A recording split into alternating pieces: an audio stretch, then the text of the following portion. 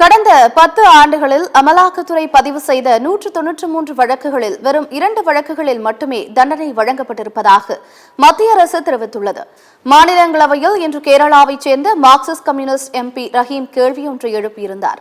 கடந்த 10 ஆண்டுகளில் எம்எல்ஏக்கள், எம்பிக்கள் மீது அமலாக்கத்துறை பதிவு செய்த வழக்குகள் எத்தனை என்று கேள்வி கேட்டிருந்தார்.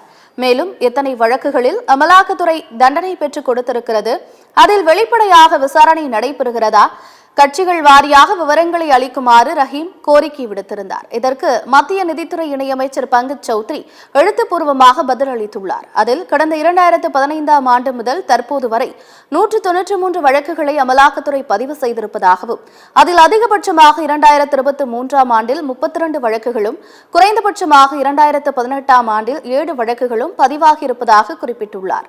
மேலும் அதில் 2017 மற்றும் 2020 ஆகிய ஆண்டுகளில் தலா ஒருவர் என 2 பேருக்கு மட்டுமே தண்டனையை அமலாக்கத்துறை பெற்றுத் தந்ததாக பங்கஜ் சௌத்ரி தெரிவித்துள்ளார்.